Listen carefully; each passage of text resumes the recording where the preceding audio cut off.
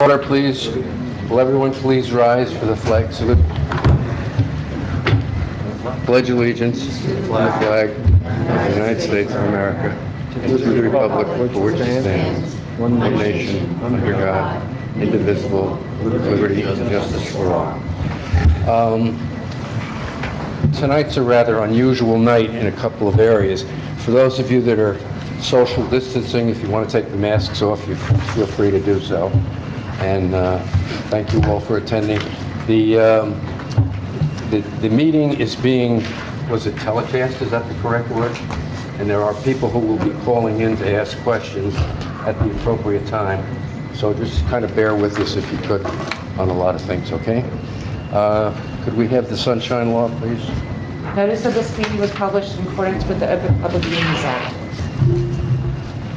Okay. And as usual, there will be no new business after 11 o'clock. May I have a roll call, please? Mayor McLaughlin. Here. Ms. Snyder, absent. Mrs. Kelly. Here. Mr. McKay. Here. Mr. Wagner. Here. Mrs. Baggio. Here. Mrs. Tyndall. Here. Ms. Costco. Here. Mr. Levinson. Here. Mr. Silk. Here. Mr. Jacochi. Here. And Mr. Kroll-Pfeiffer. Here. Items for business, we have two cases. The first one is R&M Development, 60 Bancroft Lane. It's a preliminary for major subdivision. Counselor is Mr. Sturm. Before we go into this, again, unusual things, for those of you that weren't here or maybe you were here and forgot, we already heard part of this case for preliminary once before. And due to a bit of a mix-up, it was trying to get preliminary and final tonight, but we can't. So in case anybody is under the understanding this is not the final, it'll probably be at the July meeting, I guess, whatever the applicant's going to do. There were a couple of issues that I went through some of the old minutes and some of the other application, but there were four areas that were left, I won't say hanging because some of them were resolved. One had to do with the water flow, which was addressed during the last meeting. The other was a traffic study, and we had approved that they had to get the traffic study, which we all have now. The other thing was the environmental impact statement from 2003, which they brought, and we have that now. And then the other one was the access road to satisfy recreation requirements. So I hope that brings everybody pretty much up to speed. Is that, Mr. Stern, we correct? We good? Okay. Your time to go. Councilor Kingsbury. Councilor Kingsbury. Mr. Kingsbury. People that, oh, this is off or what? People that were here appeared at the last time as their witnesses. They don't have to be sworn in again, is that? They should? Okay, your call. That's why I'm asking. Okay, whoever you're going to have, swear. Let's bring them all up and swear them all in at the same time. Thanks. Mr. Chairman, my name is Igor Sperman. This is a continuation of the hearing that we had on December 4th, 2019. And for this continuation, we're going to have Mr. Gravlin testify and Mr. David Corner.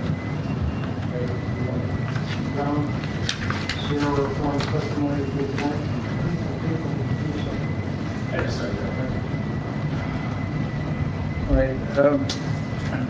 If we can start with Mr. Gravlin, he has isolated those remaining issues, and he can proceed with in an order that he has laid out. Good evening. My name Hi, is, welcome back. thank you. I am the engineer on the project, Jack Gravlin. I went through all my qualifications before. Yeah, I remember you were here, right? Thank you. This is a continuation of the 12/4/2019 hearing. Just to remind everyone, we're asking for a preliminary subdivision. It's a 41-lot senior residential project. There'll be one additional homeowners association lot that will contain open space and also the basin. So it's actually 42 lots. At the last hearing, we went through a full presentation, and then the board decided they needed some additional information before they could take action on a preliminary subdivision.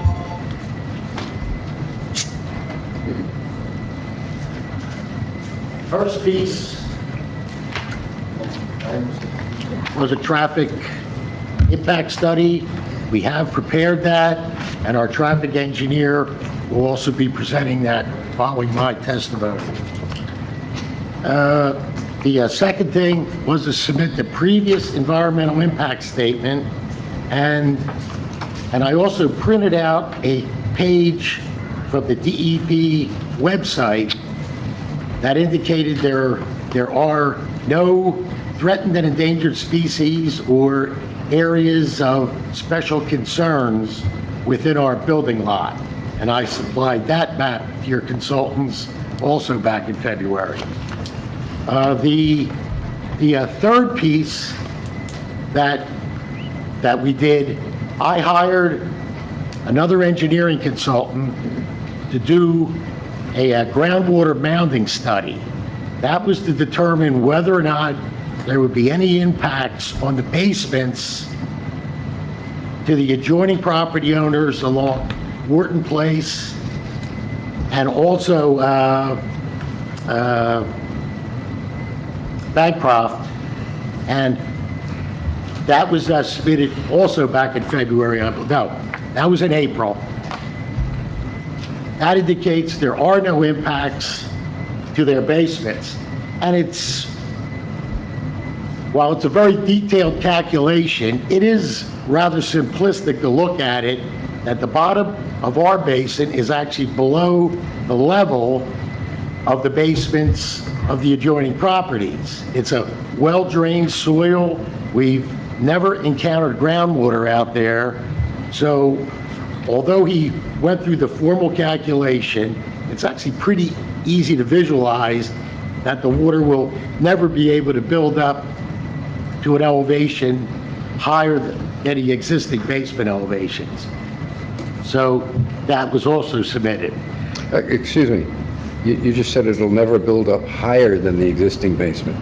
Yes. That would lead me to think that then water could get in their basements? No. Okay, I think Unless the water were to build up to the basement elevations, which it will never do, it could never get into the all basement. right, I just wanted to get it clarified. Yeah, so may I ask, at the 100-year flood, would also the level of the water be below the basements? Yes, he actually calculated it in detail based upon the design flood events, knowing the depth of the water in the basement, knowing the bottom of within the basin, knowing the bottom of the basin elevation, and also the elevation of the adjoining basement slabs. So what would you say the difference between the 100-year flood elevation of the water level with respect to the basement level? What difference is there? I would have to look at that, but I can give you that answer. But I believe that really didn't even enter into the calculation.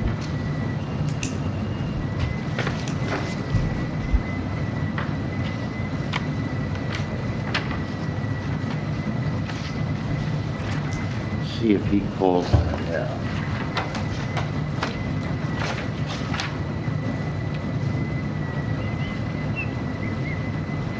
I can give you that answer real quick.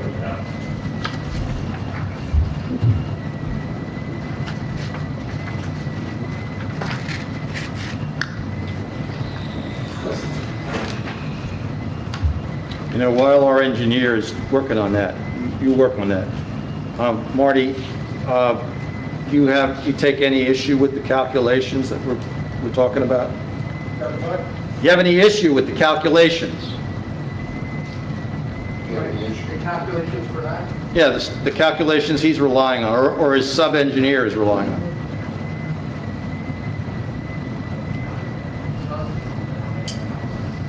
Oh, yeah. Move your microphone up closer. Mr. Miller, can you answer Mr. McKay's question so that everybody hears it? You've gone through the letter regarding the groundwater mounding. Are you in agreement with the calculations? No, thank you, sir. Good. Okay. But the question still needs to be answered. Yes.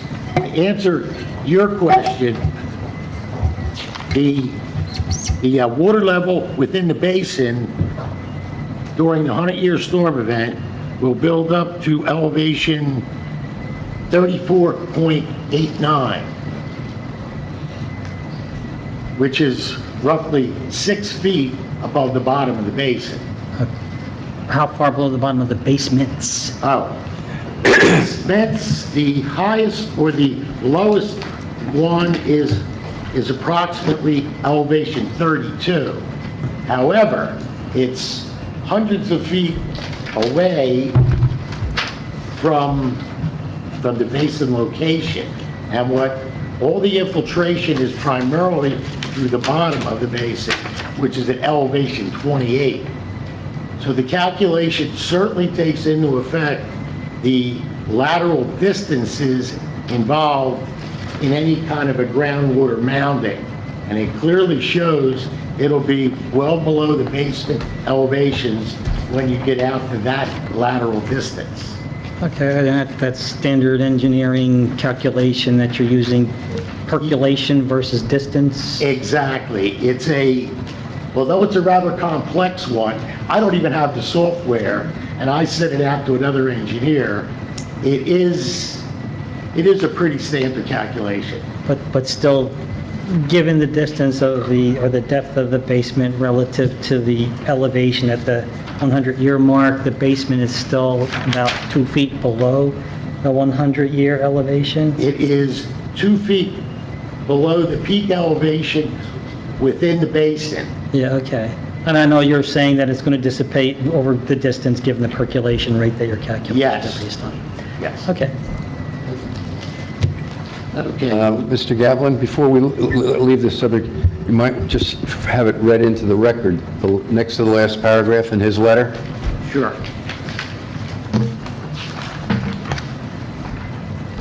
Okay, and it says, this is a letter from Jason Sciolo, who's a professional engineer. I've worked with him. He's a real good engineer. It says, as demonstrated with the information provided above, the groundwater mound, as calculated pursuant to USGS and NJDEP guidelines, will not cause superficial ponding, flooding of basements, or interference with the proper operation of any substandard subsurface sewage disposal systems and other subsurface structures in the vicinity of the down gradient of the recharge area. And that's basically what he is confirming is that the groundwater mound will be well below the basement elevations by the time you get to that lateral distance. Just out of curiosity, what's the distance between the basin and a basement?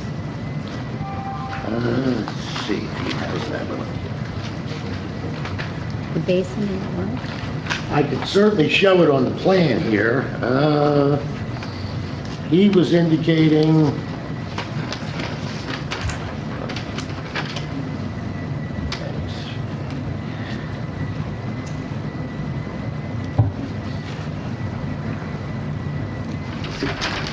I would have to take a look at that. Yeah, I just can't answer that, but I can indicate it on the plan.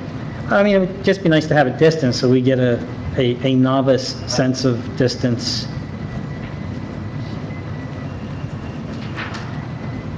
Thank you.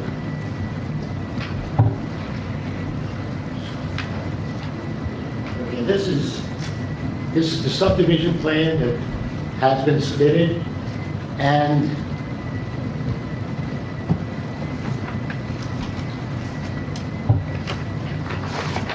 on the grading plan, I indicate the location of the structures, and that'll be sheet 3, which is also part of the application set.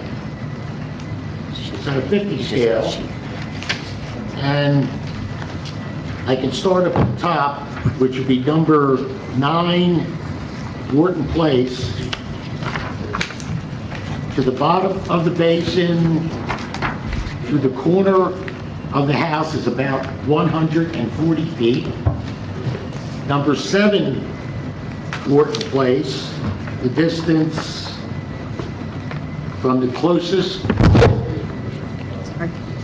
corner of the structure and the bottom of the basin is about 117 feet. Number 3 Wharton Place, it's even farther, it's about 180 feet. And number 40 Bancroft, it is over 200 feet. Number 42 Bancroft is 170 feet. And number 44 Bancroft is 155 feet. Okay, thank you for your trouble.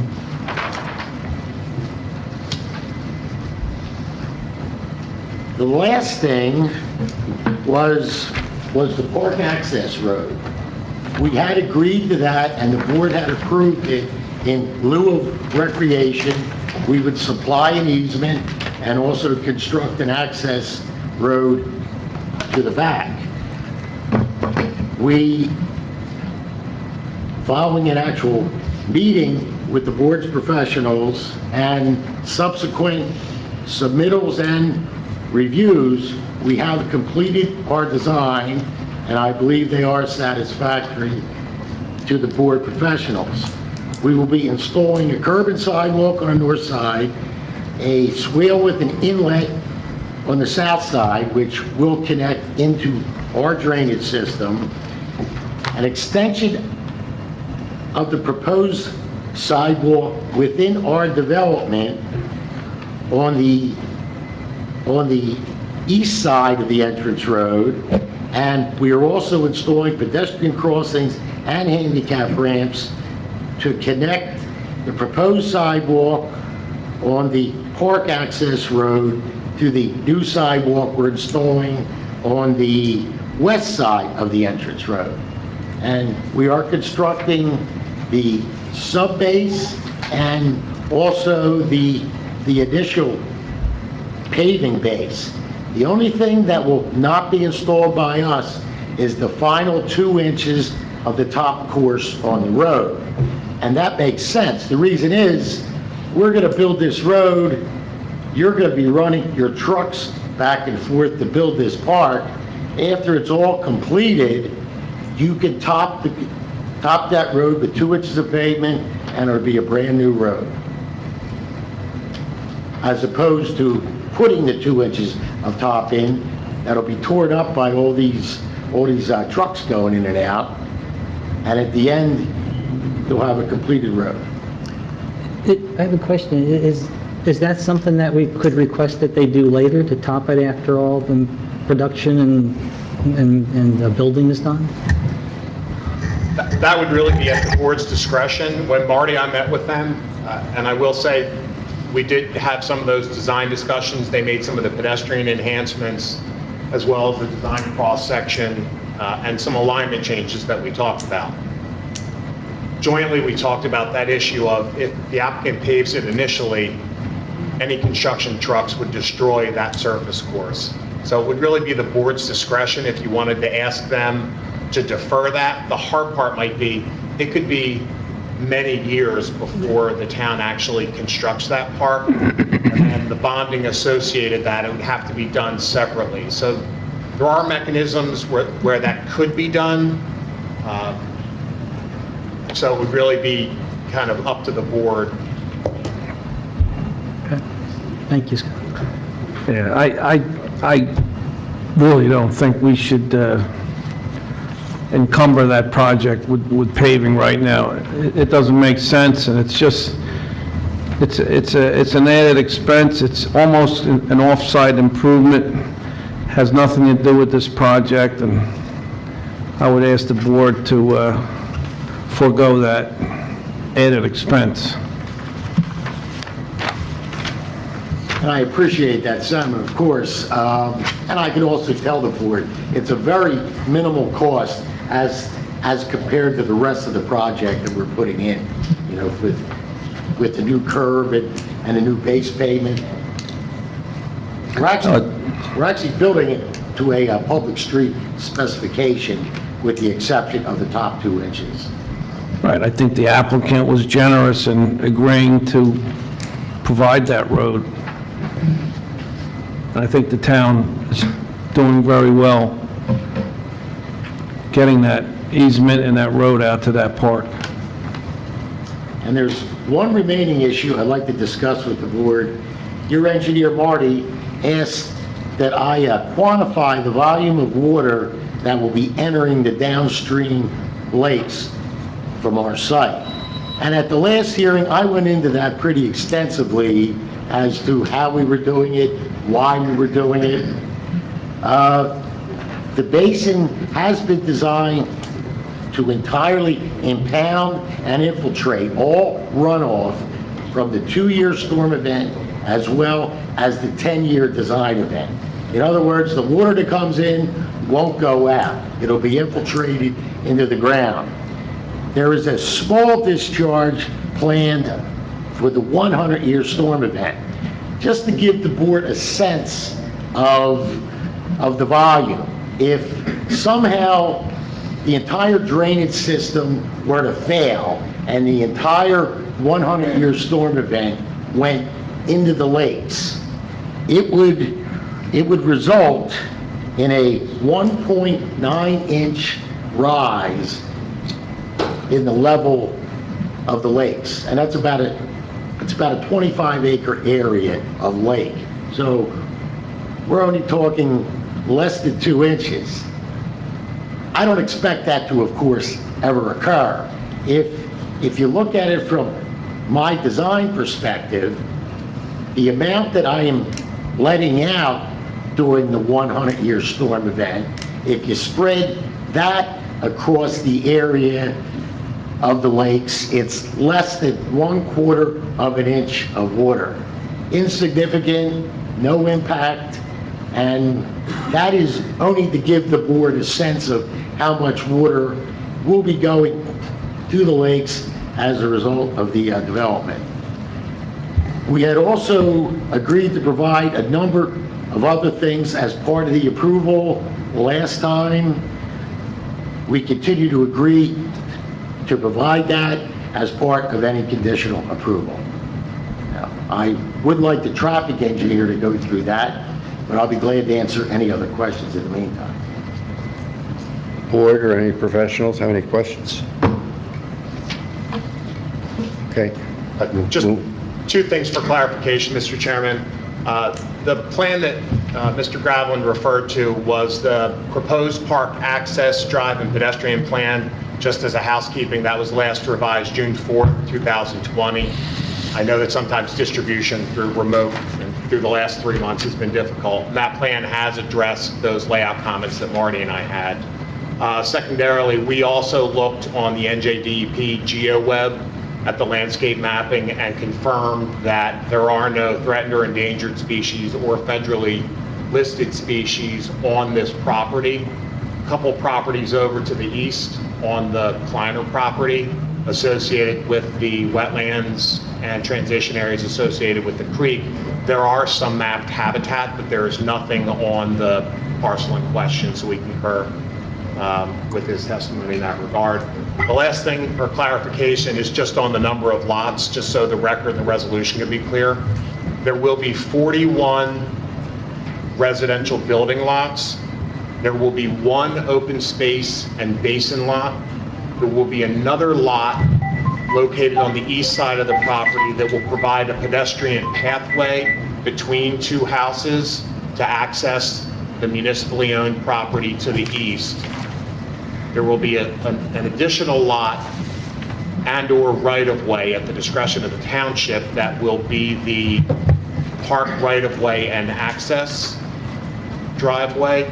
And then the balance of that will be the commercially zoned balance of lot 8.02. So I just wanted to make sure, I know Mr. Gravelin was sort of simplifying, it's 41 building lots in a basin, and that is generally accurate. I just wanted to make sure that all of those additional lots were clear for the record.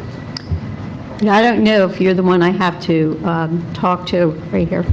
But I have some environmental issues and some questions about your report. Number one, was the lighting agreed to that okay, the lighting is taken care of. Number two, what about low and moderate income housing? What are you doing with that? So if I can, just to summarize from the prior, because I went through my notes this morning, and correct me if I'm wrong, Mr. Sturm, the applicant had agreed to comply with all the comments of our prior report at the December 4th hearing. That included the lighting comments, the staking the tree preservation limits in the field, identifying all 8-inch caliper trees to be removed, and providing compensation plantings in and around the basin and in the buffers. The applicant agreed to maximize the preservation of all vegetation within those 25-foot buffers shown, and they also agreed to comply with the ordinance requirements relative to the affordable housing provisions In what way? as set forth in the township ordinance. So that becomes, and when the township adopts an ordinance like that, it then, and the board approves a subdivision, the applicant has said, we will provide affordable housing consistent with that ordinance. That would then become a township issue for enforcement of that. It gives the applicant the availability to either construct those units on site in accordance with that, or if deemed appropriate by the township, to provide a payment in lieu thereof. But that is not, as far as I'm concerned, I'll defer to Mr. Kingsbury, because that is a township ordinance. That would be a product of the governing body and not of the Joint Land Use Board. Okay. And in regard to the trees, that property at one point had very extensive trees on it, planted by a man who valued them very much. That property was clear cut at one point. Now you need to look at some of the trees that he had planted, which I think you have that report, correct? From the Environmental Commission and from my personal opinion, they should be using the same type of trees that were in that report. And also, which I'm not sure of where exactly this basin is, but is it to be fenced or anything like that? Is the basin to be fenced? We had discussed that. We were planning on putting a posted rail fence in with a wire mesh, just to keep any kind of toddlers out of it that might get back there somehow from the adjoining areas, because Right. They had also, if I can, as a follow-up to that, at the December 4th hearing, we raised a concern about the lack of durability of an untreated split rail fence. The applicant did agree to put a pressure-treated post and rail fence in, like a 3-board fence with wire, if the board so chose that. And then the final thing is there plantings in this type of a basin or not? not within the basin itself. We're actually mandated by New Jersey law to provide a completely sand bottom. On the slopes, it will just be lawn. We are adding additional plantings around the perimeter on the outside of the basin, but they do not want these basins to be vegetated. They want them to be completely clear, except for lawn grasses, of course. They don't want any kind of trees or anything growing in them. Okay, when the lawn grasses, are they maintained then, or are they just natural? No, they will be cut regularly. We are required to prepare a stormwater management maintenance plan that will actually define the frequency of the lawn cuttings and that'll all be specified within this document that has to be approved by your professionals. So it'll be cut regularly. And as I recall from the December 4th meeting, this is a sand bottom infiltration basin. That is Right, correct. That's So- true. When we had raised this at the last meeting, we talked about some of those compensation plantings being planted at the top of the basin to sort of function as screening from the homes within this property and also the surrounding properties. And then secondarily, to the extent that Mr. Gravelin and Mr. Miller would be acceptable, to move some of those trees downslope close to the bottom of the basin, but not within the sand area itself. By getting those trees down closer, they can start to absorb some water, because a 10-inch caliper tree can absorb 700 gallons of water a day. So if we can get a few trees down closer at the toe of slope, but not within that infiltration sand bottom, that will provide some environmental and some ventral uptake of that water to help Okay. reduce flooding. I have a question. This basin is there going to be a homeowners association here? So this basin clearly, legally, in perpetuity, forever, belongs to this homeowners association, I hope. Okay. That is correct. Because we've got some basins that were set up that are bouncing back towards the township, and I personally hope that this one never does. So you guys have that all signed, sealed? Good. Any other questions?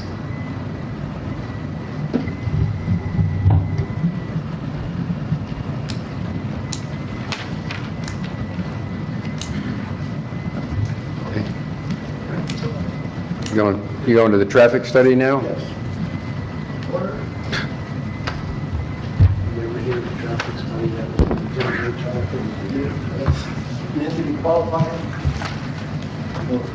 Yeah, please. Sure, absolutely. My name's David Horner, H-O-R-N-E-R. I'm a traffic engineer, a civil engineer from the University of Delaware. I pressed the button to move it, and it reclined. Civil engineer from University of Delaware, professional, licensed professional engineer in the state of New Jersey, certified professional traffic operations engineer, principal of the firm of Horner and Cantor Associates, approximately a little over 30 years experience as a traffic engineer in this region. I have, although not in the last few months, except remotely. So it's refreshing to be here in person. Okay, carry on. Yeah, it's acceptable, yes. Thank you. So I know one of the open items was a traffic impact study. Our firm completed a traffic impact study dated February 7th, 2020. I know the board has it as part of the submission package. So let me just take you through it very, very quickly, certainly be here for questions. So for those unfamiliar with the purpose and the methodologies with a traffic study for a development application, the purpose is really just to establish the existing conditions, the base conditions, and then superimpose the projected traffic onto it to really look at what the impact of this development would be. And if it does result in a recommendation for improvement, then that's what would be in the traffic impact study. So we did that exercise, and we did the base data collection and everything with traffic counts done in January, when school was in session before any lockdown, so traffic conditions were at their expected normal, and hopefully they'll return to that at some point. Well, maybe not. Maybe we prefer them not to. We looked at the busiest periods of both the development and the street traffic, which is basically the morning and the afternoon rush hours. And we superimposed the projected traffic onto the existing conditions. I know that the most notable intersection in proximity, we'll say in the impact area of this development, is Bancroft and Route 38, the traffic signal. I would suggest, and the traffic study assumes so, that most of the traffic generated by this development would be oriented in that direction, toward that intersection. So the bottom line is, with regard to that intersection in particular, where most of the impact is, what we found is, without the development, that intersection operates with a level of service of B, which is really a rating of the amount of delay that a intersection has. For those not familiar, level service is a scale that measures operations, goes from A being the best to level service F being the worst. Unlike grades in school, a level service D is actually considered to be an acceptable level service, anything at D or better. And that's in a delay range of about 60 seconds per vehicle on average at a traffic signal, for example. What we found is at that intersection, Route 38 gets most of the green, as most people would understand, and Bancroft gets less of the green. So the Bancroft approach actually operates at level service D, which is with about 39, 40 seconds of delay per vehicle. And that's based mostly on the fact that you come to the traffic light, if it's red, then you're waiting there until it cycles through, and the cycle is almost 2 minutes long in order to allow Route 38 to flow. That's the kind of timing and orientation that NJDOT, who is jurisdiction, controls that traffic light. That's what they want to see. They want to see most of the green go to Route 38. That operates actually at level service B, which is better. And Bancroft Lane gets lesser time and operates at level service D, although still acceptable. When we superimpose this development onto it, and this development would generate approximately 20 trips, that's in and out combined, in the peak hours, most of those headed to that intersection. But when we add that onto it, the impact in the delay for Bancroft Lane in particular, it goes from 39.9 seconds per vehicle to 40.1. So a 0.2 second increase, still level service D. That's a finding of no significant impact, doesn't warrant, in my opinion, any changes, any improvements to the intersection. I will add that I know many times municipalities like to appeal to DOT for some changes to signal timings from time to time. That's certainly something the township always has the authority to do. I would say with relation to this development, that's not necessary based on the findings of acceptable level service. And I don't know the DOT would be anxious to take some of the Route 38 green and give it to Bancroft Lane, but that's certainly something that the board could always appeal at any time to DOT. In terms of the impact of the access driveway we analyzed, the volumes are low, the Bancroft Lane volumes are fairly low, good operating level service there, A and B, no issues.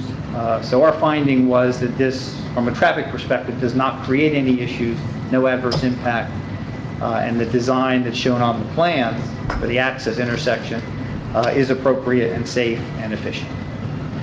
So that was our finding. I'd be happy to answer questions if there are. Would you say that the numbers that you're projecting from the new development, is that predicated upon the fact that this is going to be a retirement community? It is. In other words, the vast majority of the residents are probably not going to work and so forth. Yes, what we use to project the traffic, and I'm sure the board's familiar with it, the Institute of Transportation Engineers has a huge publication. It's 3 volumes, each one about 4 inches thick, that projects traffic based on many years of studies of various developments.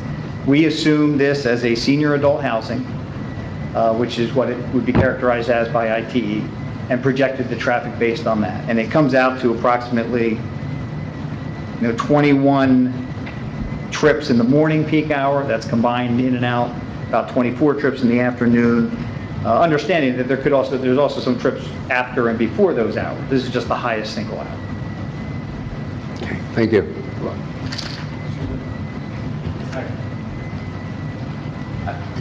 I'm not for it, so I don't get this microphone. Are you aware of the other development on Bancroft? Not intimately. Do you know how that will also affect the traffic study as well coming out on 38? Because the driveways are almost directly across from each other. No, I haven't seen the traffic study for that. I don't know if one was done. I don't know. But if this is going to add whatever it was, 2 seconds on it, and they're at 0.2 seconds. They add up, especially considering they're directly across from each other. Right. So, I mean, that might be something to take a look at. Yeah, I can tell you, no, we didn't add those numbers in. We did add what we call background traffic growth. We always add that in to account for such things as other developments. But I can tell you, there's a lot of room in that level service D range, and I can't imagine that development, even though it does add on, would trigger anything more so than what we found. Thank you. I have a question. What are the time periods of the AM and the PM hours? But we counted from 7 a.m. to 9 a.m. on a weekday, and 4 p.m. to 6 p.m. Okay. And I can tell you, in terms of the highest single hour, and the counts, the highest single hour actually occurred from 7:30 to 8:30, and from 4:45 to 5:45. Thank you.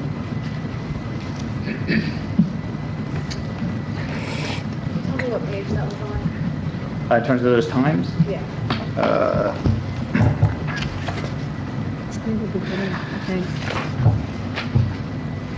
If you look at the bottom of page 3, that's where we talk about the time periods that we counted. In terms of the single highest hour, that's in the appendix. It would be in Appendix C, traffic counts, where we have the actual data sheets of when we did our collection. And if you are in that appendix and you look at the second page in Appendix C, that summarizes the single highest hour that we counted at Route 38 and Bancroft. And it identifies the peak hour for the intersection. Actually, I misspoke, it's 7:15 to 8:15, not 7:30 to 8:30. Excuse me, I'm sure you did, it's hard sometimes reading this. Bancroft Lane has a left lane and a right lane, and the right lane is typically traffic that turns up and goes up 38, and the left-hand lane has to cross 38 and make a left turn. So they're usually held up by the opposing lane of people who are coming across 38 onto Bancroft. Was all that sort of taken into account in the study? Yeah, let me make sure I understand your question. You're referring to the jug handle? Yeah. So if you're coming in, you have to go to the right, use the jug handle, and then cross 38 to go Yeah, south. and even if you're coming down Bancroft, you've got to and you're making a left onto 38, you can't make that left if there's traffic coming across. Sure, right. And so you're held up Yeah, back it's a there. four-way intersection Right. essentially, even though there's no official road. So I would think the time delays are worse on that left-hand lane than they would be in the right-hand lane, because they don't have that. That is correct, and all that was accounted for in our analysis. We fully analyzed the intersection and all of its configuration, yes. Okay, there is a, right, Go on. For okay. some reason, your voice is Just- being thrown to other parts of the... there is a back driveway to the diner, and I assume that road or back entrance is going to still remain. Now, how close is that to the entrance of this development?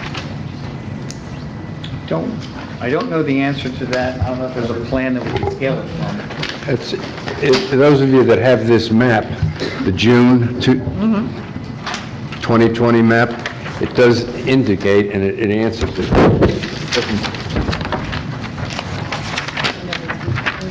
If I'm reading this right, it's 73 feet. But Okay. It's at least 225.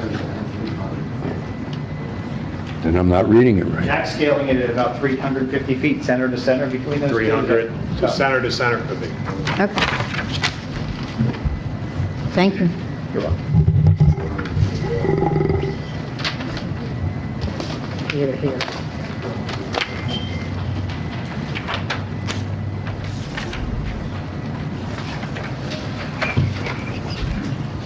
Any other questions, Mr. Horner? Okay, thank you. Okay, thank you. Mr. Schramm? Members of the board, basically, I think we've covered all the items that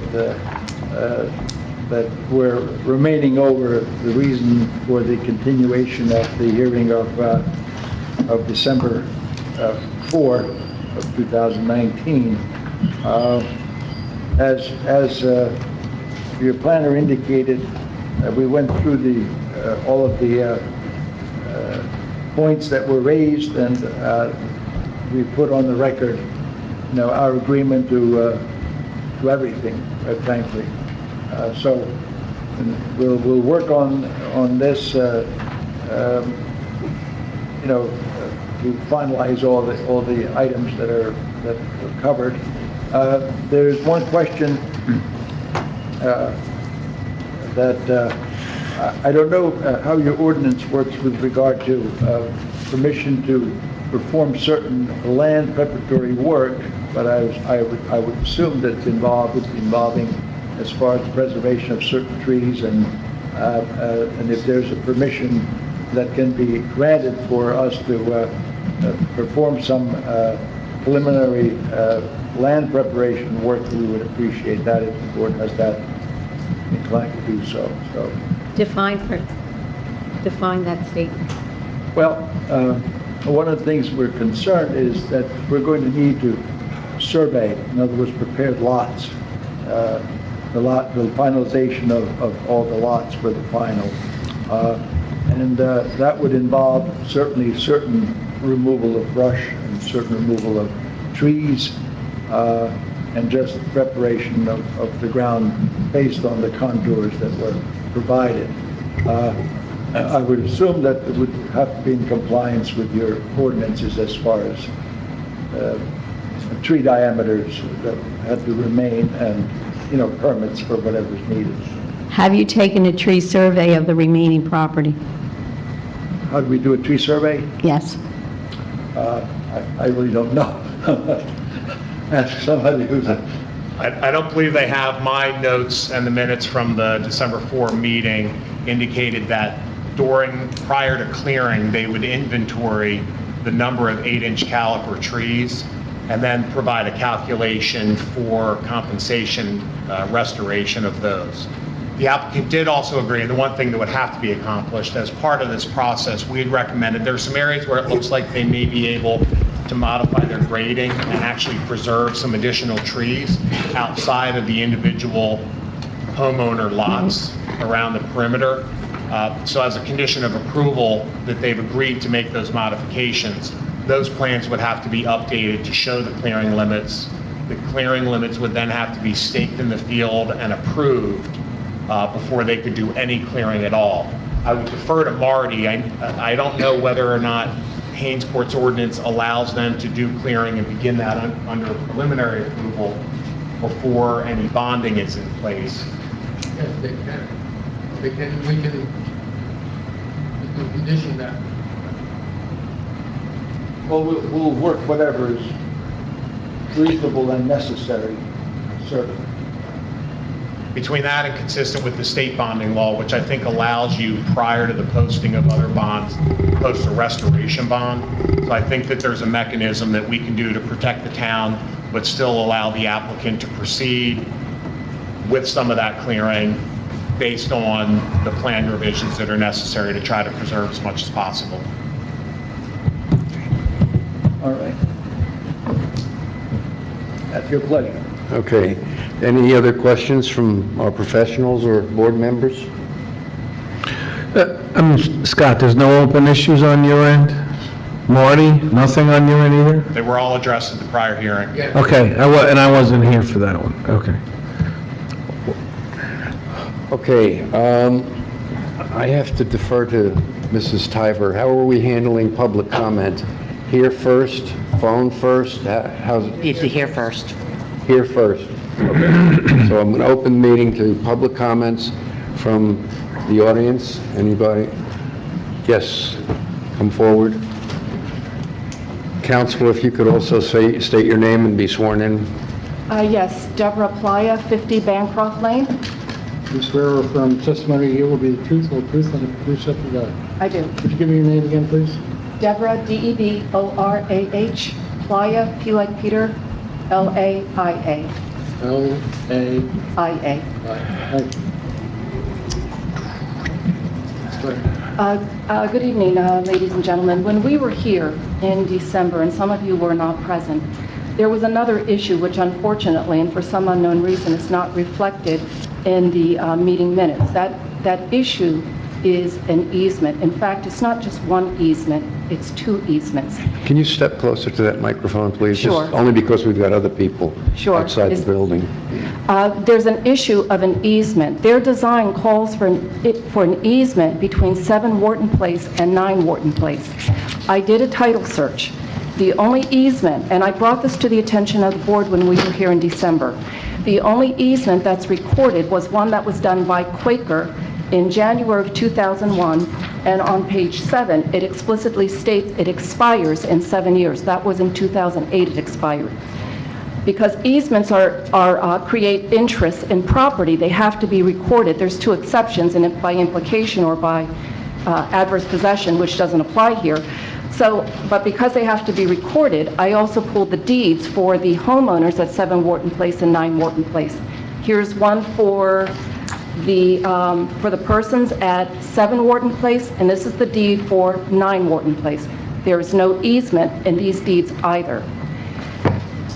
After December's meeting, I also went and I did an Oprah request for the construction file for the preliminary application submitted by Quaker for the Creekview development. I came across a resolution, 1998-12, that was passed by Hainesport.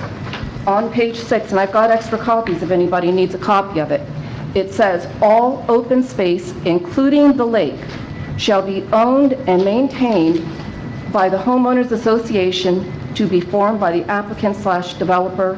The township will only accept for dedication the internal streets and roadways of the project." That means the lake. And I have copies if anybody's interested. It's not a natural lake. At the time that they did the preliminary application, these lakes show it was a proposed lake. It's actually a retention pond.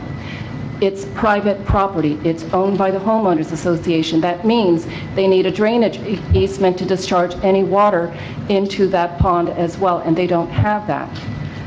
I take issue with the fact that they describe the amount of water, that even in a 100-year storm, as only being 1.9 inches of water.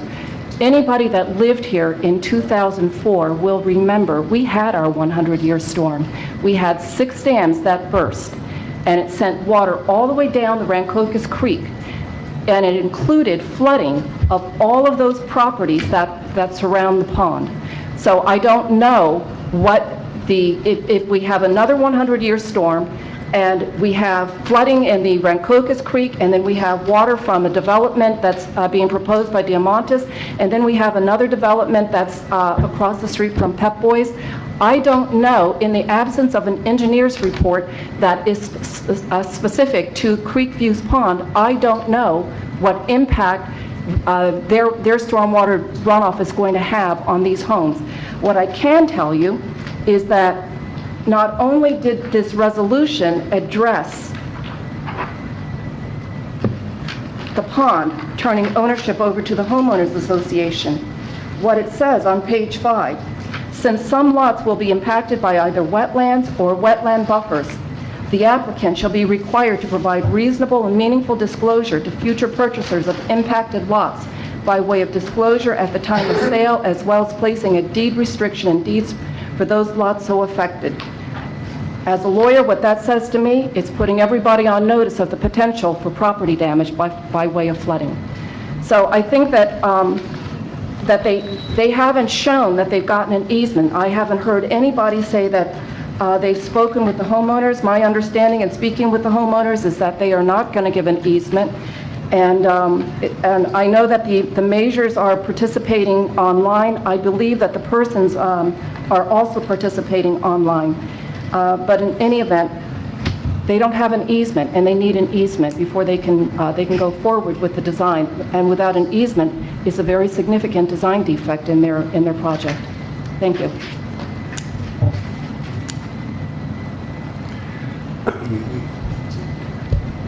Mr. Gavlin, could you possibly address one part? I'm going to stick with not the easement part, the water. I thought you said that it was only going to be 0.2 of an inch as what's runoff now versus what will be.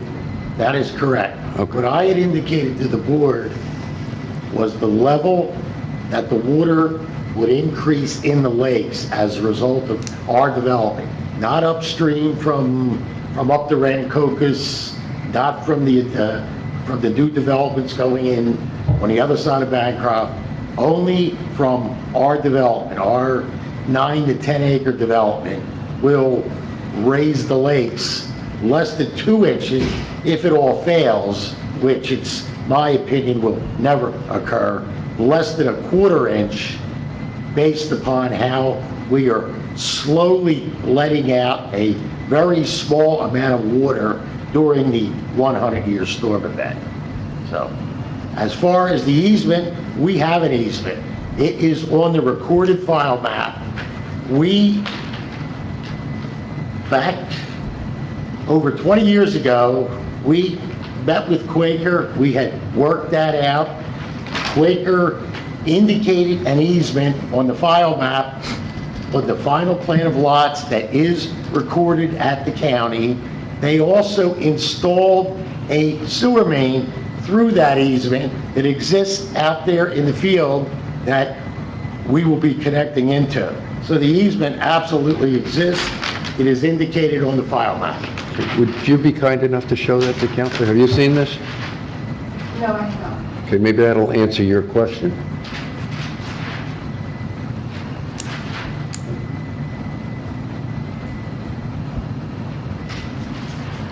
Just for the board, not all easements show up on deeds. There's lots of easements that aren't on people's deeds. As long as they're recorded, it doesn't matter whether it's on a deed or not.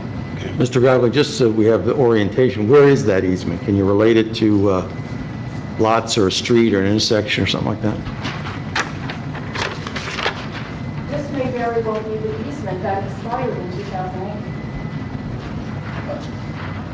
Now, the easement that expired was a temporary construction easement. It's very standard for developers to impose easements on properties for a temporary amount of time until they complete the subdivision.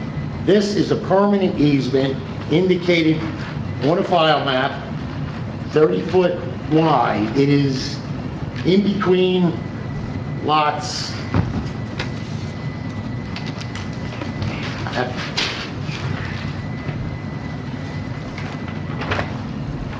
It exists in between lots 12 and 13, which are number 9 and number 7 Wharton Place.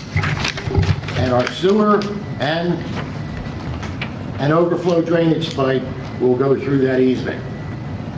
It was always planned that way with Quaker. As I recall from the last meeting, I'm not 100% positive, but you're going to go through on your property, but wasn't there a question about then it goes between 2 homes on Wharton Place? I think that's correct. Is that what your question is? Yeah. Yes. Yes, that is correct. In between number 7 and number 9 Wharton, Right. there is that easement which has an existing sewer main going through there. They never put the drain pipe in for us, but we will be putting that drain pipe in through that easement. We will restore the properties to the existing condition out there now after we are completed. But it is an easement and it is on file now. Okay. If I may, this is what the easement... Yeah, excuse me, Council, only because we have to record everything and just come on up to the podium, use that microphone. Thank you.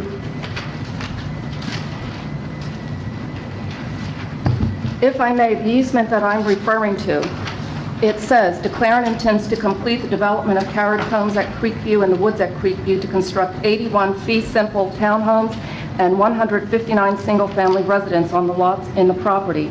In completing the development, declarant and/or its successors and/or signs may install sanitary sewer, stormwater facilities, water improvements, landscaping improvements, drainage improvements, and other site improvements consistent with declarant's development plans. So to me, it sounds like it's the same, the same thing that he's talking about on the plans. but it says on page 2 that it expired. The easement shall automatically extinguish at the end of the easement duration period. The rights of declarant shall not lapse. The easements created herein shall restrict and be a servitude against the property and lots for a period of 7 years from the date of recording of the declaration. So, and I didn't find any other easement. There's a couple of utility easements that have been recorded. There are no other easements. It's just this one, and this one has expired. It also, I'm sorry. Isn't that what Mr. Gavlin just showed you, though, the recorded easement?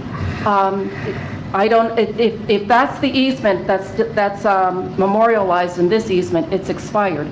The other issue, though, is they don't have a drainage issue for drainage easement from the homeowners association. And my understanding is that somebody from the homeowners association, they were going to be, a representative was going to be here today because they object as well to the discharge of any water into the pond. They need easements, and they just don't have them. So, if I may, Mr. Chairman, we're up for preliminary tonight.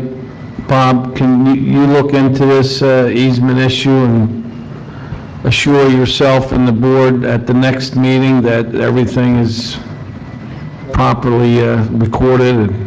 How about that, Deborah? And just so that we understand, there's 2 easements. It's not just the easement on Wharton Place. They need a drainage easement for the pond. I got it, but our board attorney will certainly check into it and assure you and the board that things are in order. How's that?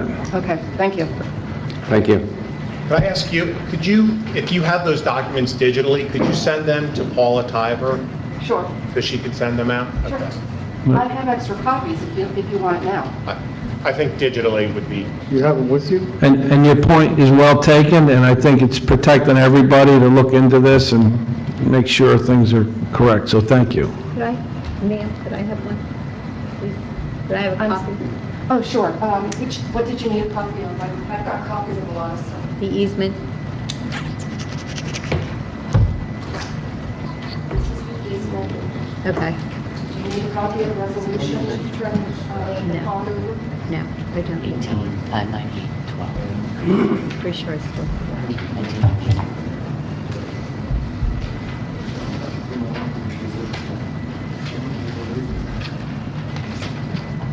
Okay, thank you. Do you need a copy of anything else? I want a copy of what you said where it expired, where it says it expired. Is that in here? That's in there, on page 2. Hope you didn't mind. No, not at all. As a matter of fact, I was going to say the same thing. Got enough attorneys here, let them feed it out. Okay, any other comments from the public? Yes, ma'am. Step forward, please, your name, and Mr. Kingsbury will swear you in. Sandra Soa, 48 Bancroft Lane, Sandra, Saouaf. you swear or affirm testimony you give tonight will be the truth, full truth, nothing but the truth, so help you God. Yes, Could you pull that mic down so that we could hear you? sure. Thank you.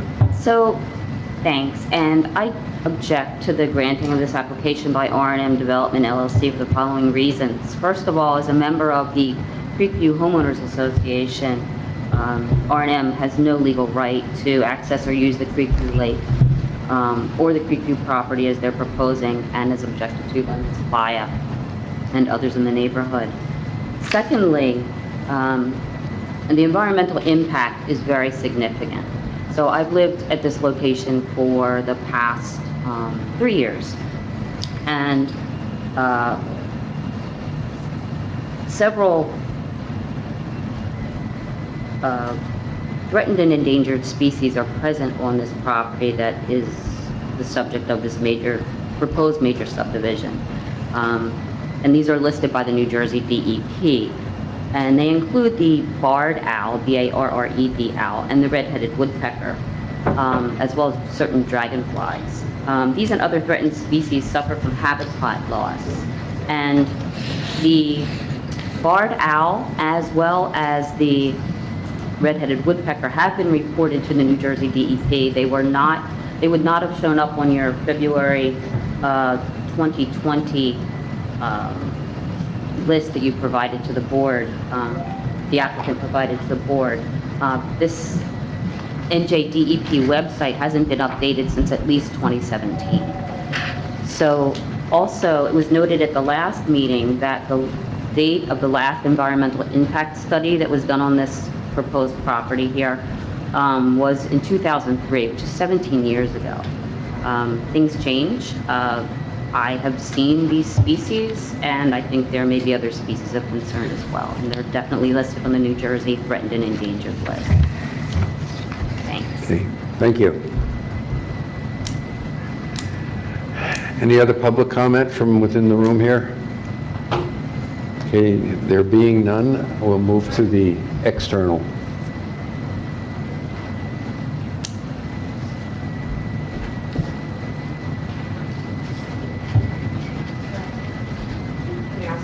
Pardon?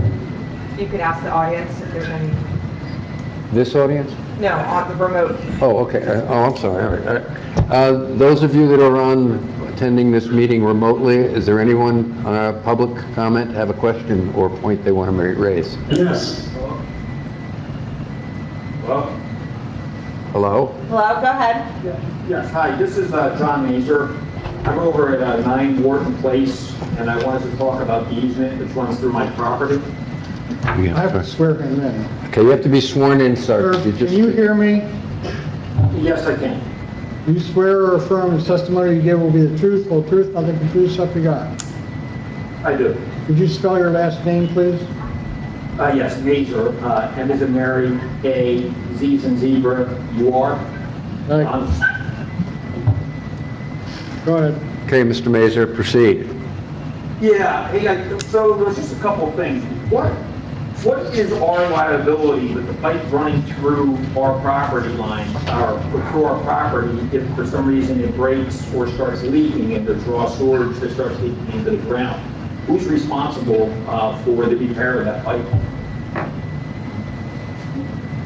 Are you talking about the pipe that's existing or the one that the applicant is going to be tying into? Well, there is an existing pipe, I believe. There's a manhole back there, so obviously I've never gone down, but I believe there is an existing pipe that's already in there that goes out towards our circle. And I just want to know who would be responsible. Is our homeowner association responsible for it? And me, as a homeowner, am I responsible for it? Or is the new association where the storage is coming from, are they responsible for it? That depends on the wording of the easement that is used. Most generally, the entity that installed the pipe would be responsible. It would be very rare for that responsibility to be imposed on a neighboring property. Mr. Kingsbury, can you move your cordless microphone closer to you, please? Okay. My opinion is that there would be an easement agreement that would specify who's responsible if there's a breakage or a compromising situation of the pipes that are installed. And almost universally, it would be the responsibility of the entity whose easement who was granted the easement. So I don't think they would lay that off on a neighboring property owner or a homeowners association. So when does that agreement consummate? Is it written now, that agreement? Scott, is that your ballpark that you would handle that, or who's in charge of that? Normally these two guys. Installation of the only installation in that easement would be the storage sources. And that would be by the contractor, he would be responsible. What, I think the homeowner's worried about 5-10 years from now.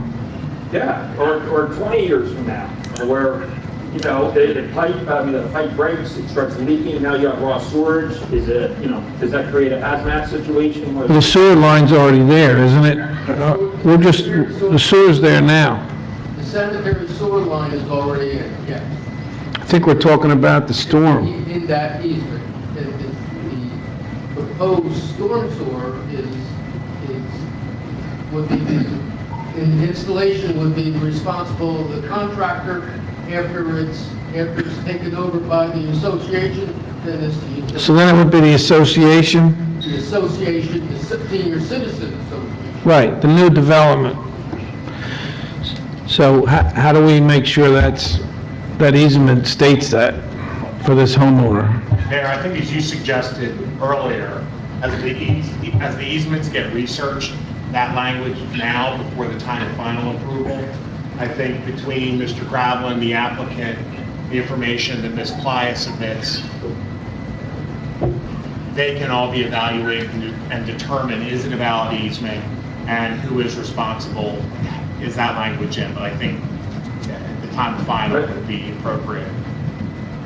And first, we have to determine if there definitely is an easement there that it didn't expire, right? Because wasn't that easement first put in with the property behind us was going to be a Quaker, development behind us?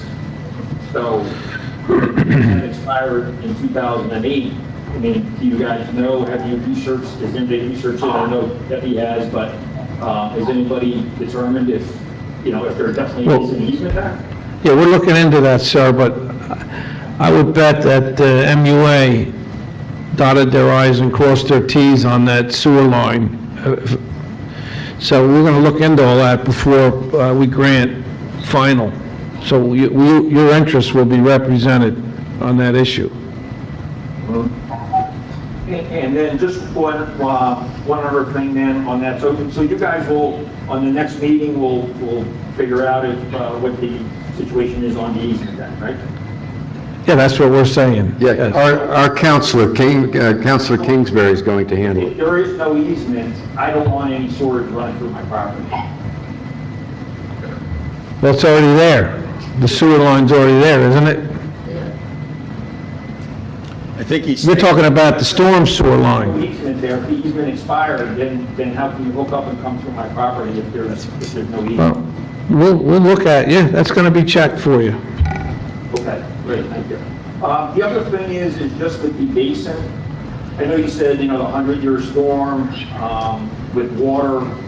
Where, if we do get a large storm, and as you guys probably know by watching the news, sometimes there's been 500-year storms across the country where you get a tremendous amount of rain and how much, where is that overflow? If the basin does fill up, where is that overflow planning on going? I believe in the last meeting in December 4th that he was planning on coming between my house and my neighbor's house would be where the runoff would go. And my other question is, so what happens if there's, a 200-year storm comes along where some, obviously fairly unlikely, but could still happen, and I get flooding in my house? And, my flood insurance, I don't have flood insurance right now because it's not needed. Would I need to get flood insurance?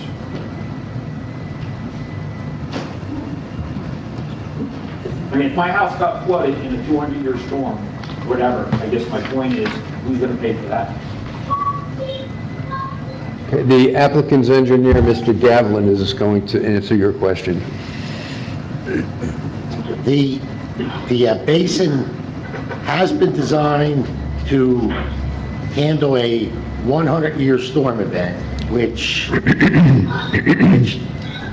is the designated storm event, okay? Now, that'll be handled by an orifice, which is only a small opening on the side of an inlet. That handles the 100-year storm event. In the event of a larger storm event, up on top of the inlet structure is a big grate. All the water will all go into that grate and through the pipe. That will handle a substantial amount of water. In the event we have a 1,000-year flood or something of that nature where the basin entirely fills up, the natural topography will direct that water in between the two houses on Wharton Place because we are all tributary to the lakes. It is the natural flow of the ground towards the lakes. So worst case, 1,000-year storm perhaps, If it overtops the basin, it will be directed in between those two houses. Let me ask you this question. Suppose this development does not go through and we get hit with a 100 years flood. Where will the water run off now? Just the way the land is right now. It is tributary to Wharton Place in the back there. Now, it all depends upon the antecedent soil conditions, how much actually goes in the ground versus runs off. Because it's a wooded, sandy site, very little runs off. And that is reflected in my calculations to restrict how much water I can allow out of the basin. That is primarily why the 2-year and the 10-year storm event, not a drop of water will exit our site. It'll be entirely retained on site because it has to be a reduction in the current flow rates.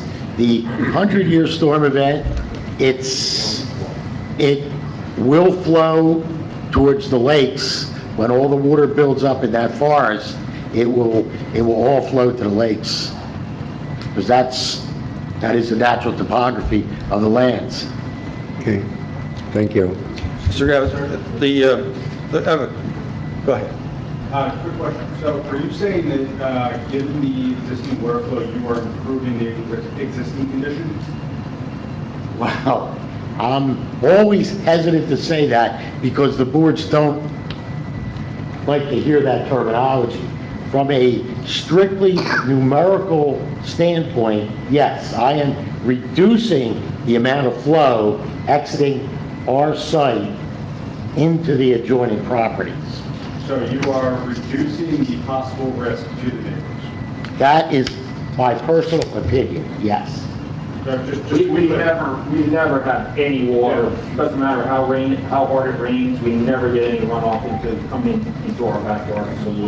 So just to be clear, 100-year storm, less water is flying off this parcel toward work. That is correct, because it has to be channelized through that basin. You know, right now, there are slopes going there, and I don't think a whole lot of water's going off. Absolutely not. In the basin though, isn't the water coming off the streets from the development, isn't that being funneled into the basin? Yes, absolutely. So if it's raining naturally with no development there, that rain is gonna stay put into the middle of the woods. So that's not really true, because you're funneling all that runoff into the basin, so you're actually directing all that water is gonna be directed into the direction of my house from my neighbor's house. Where normally, if it's raining, it's just gonna rain and soak in where it lands in the middle of the woods.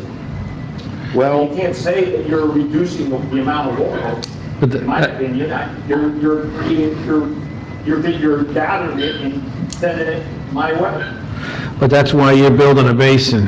That is correct. Okay, but to say that you're improving the flow of the water out of the woods in a storm is not true, because you're directing it all from the streets and everything from the whole development, and you're funneling it down into my area. So, Into the basin. Where naturally, it would just, right now, as it is now, it would just fall in that area and be soaked into the ground. That is why I did not characterize it as an improvement. It will not get any worse than it currently is.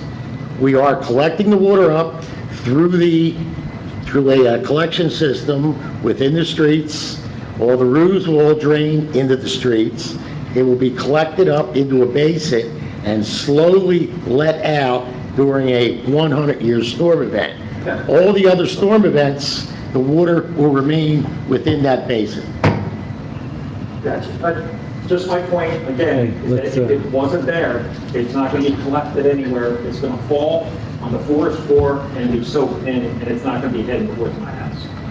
That's my only point. So to say that you're improving it, I think He didn't say that. in my opinion. Okay.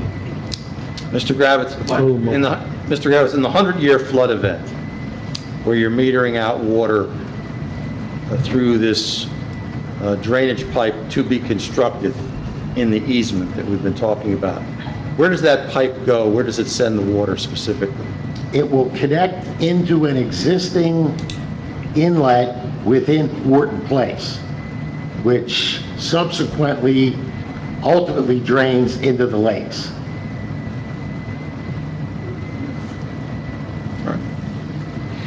And the lakes drain out into the Rancocas Creek, correct?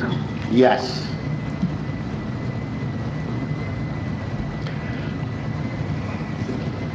Anything else, Mr. Mazur? No, that's, like I said, my biggest, I really don't, I mean, the basin, you know, I understand that you need a place for the water to go, and I do have some concerns about that, but really the easement, I'd like just to find out, where we stand with the easement, because like I said, if it doesn't exist, I really don't want any sewage coming from my property. The other thing is, I think you'd have to really lock it up pretty good as to who is responsible, for any damage in the pipe or leakage in the pipe, because I sure as heck wouldn't want to be responsible for that. That'd be a huge expense. Okay, thank you for your comments, and they're duly noted and will be addressed at the time we get the final approval. Great, thank you. Thank you. Have a nice evening. Somebody else online? Well, we have Yes, 15 please. callers on here, so. How many? 15. 5 minutes, please. I'll be here all night. Sir? Go ahead. Yes, please. My name is Christopher Hahn, H-A-H-N. Sir, can you hear me? Yes, Do you swear or affirm the testimony you give will be the truth, whole truth, nothing but true, so help you God? I do. Thank you. Again, my name is Christopher Hahn, H-A-H-N. I live at 12 Edgewater Drive in the Lakeside Creekview neighborhood. I'm also a board member of the Lakeside Homeowners Association, and I just wanted to simply follow up Ms. Ply's comments and also get it on the record that the lake that is in our neighborhood is private property, and we would not be granting any type of easement. I understand based upon some discussions that will be looked into further, but I wanted that on the record that the Lakeside Homeowners Association will not agree to any easement or any additional usage or runoff into our lake. Thank you. Thank you, Mr. Hahn. Next person? Yeah. Hello? Is there anybody else on the remote meeting that would like to provide any comments or questions? Yes, please. Okay, could you please state your name? My name is Tiffany Burke, B-E-R-T-H. I'm at 11 Lennox Drive. Okay, What's your Mr. first name again? Kingsbury is going to have to swear you in, okay? First name, please? Tiffany? Tiffany. T-I-F-F-A-N-Y. All right, do you swear or affirm that the testimony you give will be the truth, whole truth, and nothing but true, so help you God? So have you guys done? So thank you very much. My question came to when everyone was looking at the traffic pattern increase. When they were taking that in consideration, they look at the increase of the traffic pattern from Creek Road and the cut through. So as many people know, on Creek Road going out to Route 38, you can only make the right-hand turn. So many people will cut through the entire neighborhood, Lennox out to Bancroft. And many times they're always speeding. They're never going 25 miles per hour. And with this new development coming up, if we take into consideration that increased pattern of people trying to speed delay or cut the cut through, and with that, the second part to that question is how are we monitoring speeding through the neighborhoods on the access roads such as Lennox Drive and Bancroft? Are we looking at putting speed bumps in to maintain, the 25 dB, not dB, I'm sorry, miles per hour in the development for the safety of the kids and the safety of the residents? If I could help answer that It question. it is a big problem that we have, and I can tell you personally that I've walked, and we've been residents here for 9 years, and I have pulled up 15 soccer balls that have been hit by cars and destroyed by the first impact of the cars going by. I believe Mrs. Costco is going to answer your question, right? Yes, Mrs. Burke, this is Paula, the administrator for the township.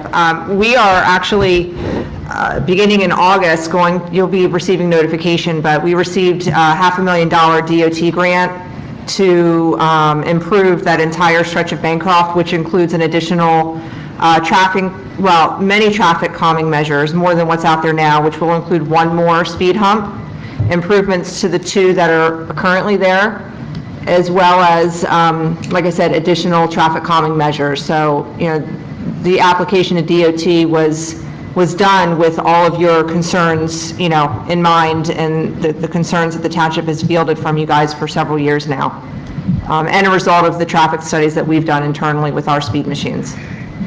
So we'll also be addressing those concerns from the township's perspective, globally. Okay, and you say Bancroft only, is it just only maintaining Bancroft, or are you including Ledge Drive in that as well? Well, Bancroft is the ancillary road, which is producing all of the traffic. So right now, our focus is on Bancroft. And it also rated among the top roads that need to be improved through our road rating system for reconstruction. Is there a way or anything we can do or propose to have Ledge Drive a part of that or included in future meetings? Because I think many of us, I can even get petitions if you needed to show that it's not only of just speed traffic, which is the biggest thing. Sure, that's definitely a function of the township, and that's something that we can look into, and we can discuss that, moving forward, but this particular project will be focusing just on Bancroft. I'm sorry, can you repeat that last part? I apologize. I said we can absolutely have those discussions, but this particular improvement is focused just on Bancroft. Just on Bancroft. Okay, I appreciate that, and I guess I can reach out and find out what else we need to do for future. Okay, thank you for your comments. Anybody else remotely have a question? Hearing none, we'll close public comment. Oh, I have one more question. Hello? Okay. Your name? Oh, she has a question? Yeah, I have one question. Oh, okay, sorry. Cindy Taverina at 105 Mason Woods Lane. Ma'am? Is this somebody new? Yeah. Okay. Do you swear or affirm the testimony you will give will be the truth, whole truth, nothing but truth, so help you God? I'm just curious as to the next land use meeting. Like, will that occur next month? I know that we haven't had them in about 4 months up until this point, and I'm very interested in the Creek Road development that was not discussed yet. We don't have anything on Creek Road now. I know you keep saying that, but I know that somebody does, so I was just curious, when is the next meeting, I guess is my question. It would be July 9th. It's on a Thursday evening. Okay, thanks. You're welcome. Any other remote public comments or questions? We good to go? Yeah, I'm going to mute everybody. Okay, it's closed. We'll move on. Any questions from the board members or our professionals? Okay, Mr. King. I have a question for Mr. Sturm or the engineers, one or the other. But these two easement issues have been raised tonight. The easement for the pipes and this issue of the water discharge through the pipes ultimately going into the lake. Have you done any research on on either of these two issues? Well, with regard to the easement, okay, I think... The pipe easement. Okay, with the pipe easement, it would go through the easement that we have, and then it would connect into a storm sewer that would be part of the storm sewer system, which then would naturally feed as other stormwater feeds down to the lake. So it's not going to be anything going across other people's property. It's only going to be through the easement connected into existing storm sewer that would be there. But the homeowners in Creekview say that pipe easement, I'm going to call it that for short, the easement between lots 7 and 9. Right. That holds the two, or will hold the two pipes as proposed. They say that's expired. Well, unfortunately, I respect Ms. Playa's position, and she certainly is an advocate, but the easement that she produced is a standard easement that exists in almost every development. It talks about 182 homes that are being built. And what it is once the developer it finishes up the project, they need to have the right to cross over different properties and do different things, and that's what they do by the easement.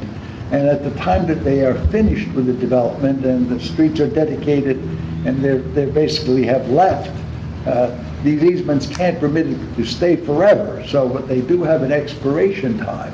And I think Mr. Kingsbury has been involved in many, many developments.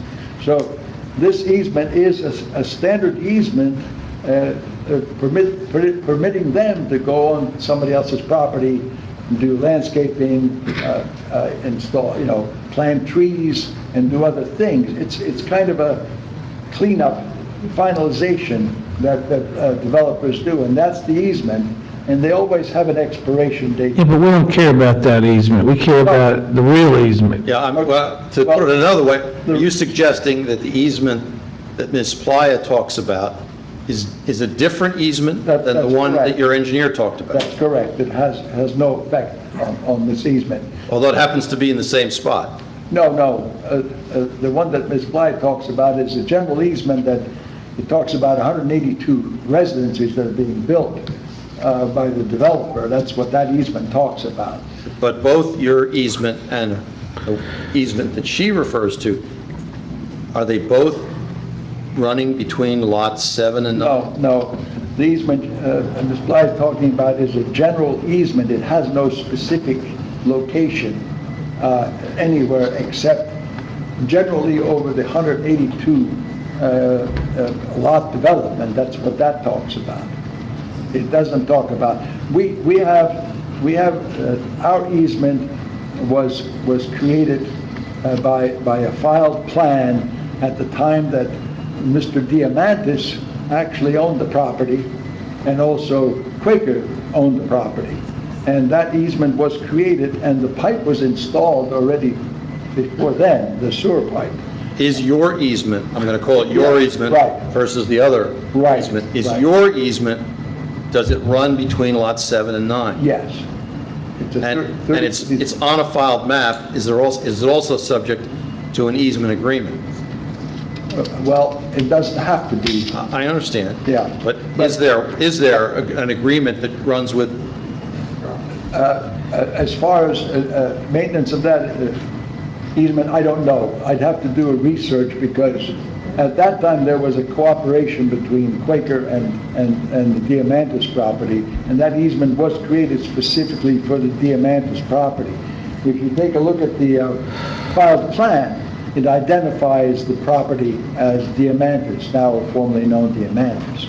So, and as far as easements go, certainly you have the land and you have the installation, right?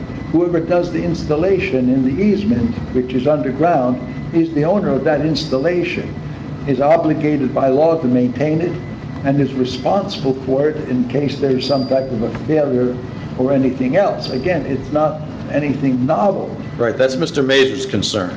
That's correct. The installation would be the responsibility of the owner of the installation. And if that installation there is for basically we're talking about an overflow pipe from the basin, in case of a 100-year plus storm, slight overflow. There's not anticipated to be an overflow, but you have to provide for it. and that will be in the easement. Right now, there's a sewer line easement that Quaker put in without any purpose, just for it to be there, because at that time, there was a cooperation between Quaker and Diamantis, and at that time, that easement was created, and they installed the sewer pipe. In that line, also in that same easement, Jack, will the water line go there too? Water line? No water line? I don't know, because the water company will tell us. But so basically, whatever is needed in that easement will be installed. And as is generally known, that if an easement exists, the homeowner is not permitted to build on top of the easement. However, whoever works on the easement or makes installations has the absolute obligation to restore the surface property exactly to the point, where it was before it was being disturbed, and basically maintain it. But the installation, that always will be the responsibility of the person who owns the installation. All right, and then there's the other easement issue. I'll call it a second easement issue. That is, the homeowners raise the issue of whether your client and the new subdivision he wants to create should be allowed to discharge water into the lake through this to-be-created drainage plan. Well, basically, the discharge of stormwater is a naturally permitted again, installation. There's the storm water system that exists in that creek development, and what we will do is, in the event of an overflow, add our slight stormwater into that stormwater system. Eventually, that stormwater system will find its way down to the lake, and that's how it's been designed. And then, of course, it goes into the creek, and then the creek into the Rancocas, and the Rancocas into Delaware. But that's basically how the stormwater is managed. And we're not asking for an easement to go across somebody else's land with regard to this, other than the easement we have, in order to basically to manage that overflow of the basin, if it were to happen.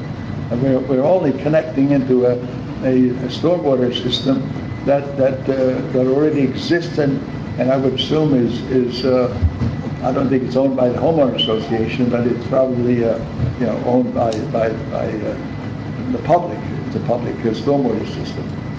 Well, if hypothetically, your subdivision adds water, regardless of the amount of water, into the lakes, and if the homeowners association has an expense every year to maintain water quality in those lakes by using chemicals or doing other maintenance on those lakes, should your homeowners association at least be willing to contribute some appropriate amount to the expense of maintaining the lakes by virtue of the water you add to them?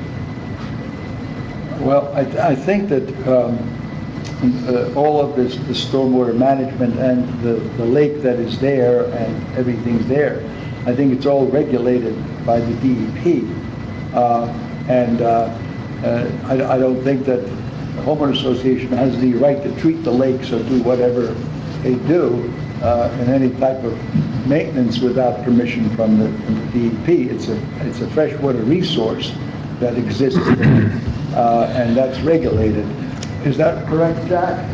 Well, what I would say, the water quality storm, which is the most important storm as far as water quality issues downstream. The 100-year storm. The 100-year storm. No. This is less than a 2-year storm event. It is the first flush. That is the water that needs to be retained and infiltrated. Periodically, you have to clean the bottom of your basin out to remove that. We are addressing that 100%. The larger storm events, as an example, the 10-year storm event, no water will exit our site. The 100-year storm event, only a minimal amount of water, less than I calculate currently leaving the site will leave the site. Therefore, theoretically, by calculation, we will be putting less water into those lakes than currently exists from our property. And it is naturally tributary. It's, that's a well-established fact that we are at a higher elevation than the adjoining lands. We have the right to drain our water in the natural drainage scenario that exists. All right. Well, we've teed up the issues on both these, but we're not going to resolve them tonight, Mr. Chairman. No. Can I make a suggestion? Sure. So, I was involved in the formation of Creekview, and I understand that quite a bit of the resources of the homeowners association, if anybody's listening from the association, feel free to agree with me or correct me. There are funds that go into maintaining the water of that lake. Now, we have another development coming on across the street. I was on the planning board when that came up, and the same issue came up. So I think for a financial reason, there's concerns from the residents of, that neighborhood. Now, I have to believe the reports that are submitted, but, I'd like to see if there's maybe a meeting that could take place with some members of the homeowners associations, and, because it's always about the dollar, what proposed financial impact would be. There's only 41 houses here, and we have testimony that no water will be let off the property. But I'd like to see if we could broker some sort of an agreement. I don't think the homeowners on this 41 site facility should bear the brunt of keeping that lake clean, but I'm sure there's something that may be able to be worked out in addition to the other development going across the street. As far as the easement is concerned, you guys should know if you have an easement or not, and we need to have that in front of us before we consider a final site plan here. I think that you addressed it to Mr. Mazur, that whoever puts the pipes in is responsible for maintaining them, and I kind of believe that, but I'd like to see something in writing on that to be able to present to Mr. Mazur also. So this is a win-win for everybody. That's my comment. Okay. Mr. Gavlin, or Mr. Miller, the engineers in the room, this is a question I have for you. Is it possible at the time of installation that you can put a monitoring device on where your pipe is going to come into the existing pipe to say, on a quarterly basis, annual basis, whatever it is, you can answer the question of the homeowners association as to how much or how little or none water drained off of your property? Is that feasible at the beginning rather than waiting till it's too late? What you're suggesting is that, are we able to install a meter to actually determine how much water is flowing through our pipe into the Creekview pipes? Yes. Are you able to do that by gravity? What I can tell you is that unless we get an 8-inch rainfall event, no water will be coming out of that basin.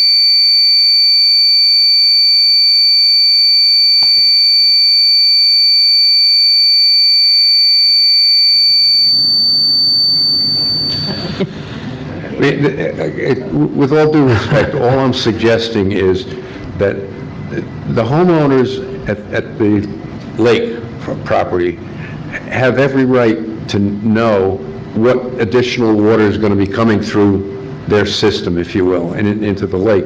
And if you're saying nothing's going to go, how about if you figure out some way to monitor it, and you can answer their question when they say, well, how much is going through? You say, none, here's the report.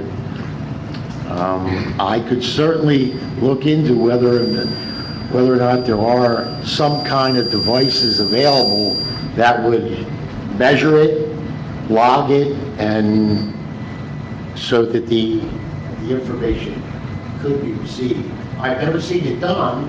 That doesn't mean that you can't find a way to do it. I mean, I don't mean to be facetious. Measuring devices that they use for sanitary sewer all the time. The bigger problem for this is that it's going to get put into the drainage pipe to monitor this thing, and it might never be used. So I don't know how you maintain something that will just sit there and not be able to, not have the ability to record, because it wouldn't be something to record. We will look into it. I'll find out about it. All right, I mean, that's all I'm asking. The water company doesn't have any problems monitoring how much water comes onto my property. No, I know, I understand. Bart is suggesting like a weir within the pipe itself. But I'll see if there's something else available. Nowadays, who knows, there may well be. Okay. Mr. Chairman, I would like to make one more comment that we often forget. When you have a 100-year storm, these lakes are emptying into the south branch of the Rancocas Creek, which is tidal. The tide kind of changes and ends sort of at that area. But when we had those dams break in Medford that came down, the creek started to come into the lakes also. So when you have a 100-year flood, you're going to have to take that into consideration. That doesn't mean, that's just something to keep in mind for anybody that's doing this type of work, any engineer. The other thing that you have to keep in mind is I agree with, I guess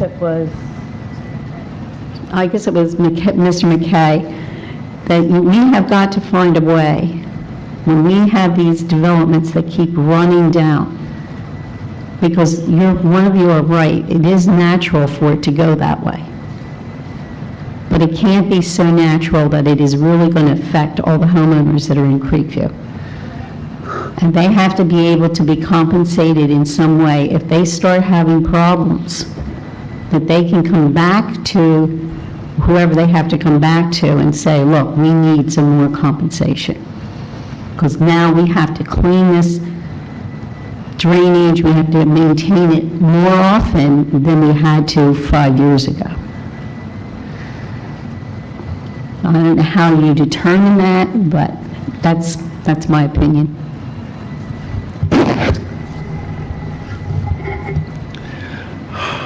Any other board or professional comments or questions? I just want to put it on record also that I think the biggest thing is, it seems the Creekview development is with the lake and runoff of the lake, and if the homes that are being built are producing more runoff than what is happening normally. Am I correct, for those of you that are here? I think so. So I know that a lot of your association fees are geared towards maintaining the lake. And so if you are having new homes that are being built, I think they should also incur some of the expense of the upkeep of the lake, because I know it can get very expensive. I don't live in that development either, so I'm not like speaking as a homeowner there. But just to kind of say, you know, I understand where you guys are coming from, and I also agree with Mr. McKay. I think that should be in the homeowners association for both the developments, really, that are going to be taking place.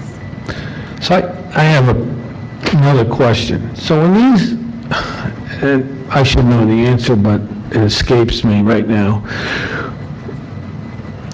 Who, is the DEP the governing factor to decide whether your basin is going to work or not? And you come up with a design for a basin, I've known you a long time, you're an engineer in here. Who decides if it's gonna work and do what you say it's gonna do? NJDEP is the one who enacted a statewide stormwater regulation, and it's periodically updated. The big one was back about 2004, I guess it was, when they came out with the current standards. And they promulgated that all the local towns had to meet the standards within that law. Your ordinance meets that standard, all the local towns, all their ordinances are all based upon this regulation that was imposed by DEP. Now the actual design process is rather cut and dry. It's a well-established procedure how you were able to do the actual design process to verify you are meeting the standards. Now that we have computers, we can run these models and actually calculate what these flows are. For many years, I used to do these things by hand, and it would take hours and hours and hours. But it was the same basic design process without the fast calculation time. So the answer to your question, DEP was the one who enacted the overall statewide stormwater requirements. All the local towns modeled their ordinances to meet those standards. But, no, my question is, who has looked at your plan? Besides, I understand you looked at it, Marty, and I know, you know, but who else has looked at your plan and said this is gonna work or it's not gonna work? DEP sets the regulations for the design of the basis. Municipality has adopted those regulations. It is my office's responsibility to see that this design matches. And how many retention basins have you been involved in designing? Designing? A lot? A lot, yeah.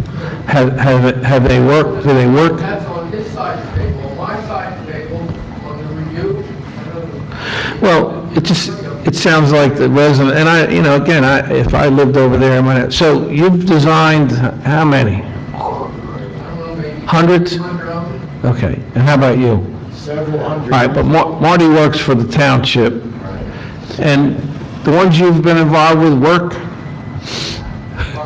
I'm assuming they work? I've never heard of one that didn't work. Your basins that you design, or are involved in the designing, or the approval of the designs? I don't know of any of them that failed. Okay, so, I mean, I just want to offer the residents some sort of an assurance that this thing's going to work. I mean, it's not going to flood their lake out, and again, I'm deferring to, not so much to you as the applicant, but to our engineer who's been around here quite a long time. But again, is one drop going to go into that lake? Maybe, right? Oh, yes, yeah, during a 100-year storm event. Now, if it would make you more comfortable, perhaps I can increase the volume in that basin to store the entire 100-year storm event. Regardless, I will still want to put that pipe in there in the event of a 500-year storm event or a catastrophic event to actually capture and channelize that water. So, what happens if you do that, you design it? What recourse does what safety net, I wouldn't want to, do the residents of Creekview have if it's wrong? There's no absolute. There's Right. no absolute. If you're asking for an absolute, there is no. Okay, other than the fact that your basins overwhelmingly all the time work? I have designed hundreds of them, and I go out after these huge storm events to many different basins just to get some feedback from a physical standpoint. I have never seen one of my basins fail. They always have adequate storage. And I designed it right by the book. I use the most modern software. I use the large storm events. I don't try to use the old methods. I use the modern computer Okay. methods. And Well, I feel confident in my design, and I can stand here and say, it's my professional opinion, we will not impact the water quality or the volume. Okay. And I believe you, but again, we hire a line mower Marty, and Marty's testifying that he's behind the design, 100%. Okay. Okay, Mr. Kingsbury, we've put a lot on your shoulders this evening. What do we have to do as a board right now to move forward? Does he want to say He is something? asking for a preliminary approval. All right. Based upon the testimony presented tonight, and the issues that were discussed were a waiver of the paving of the access road to the recreation area.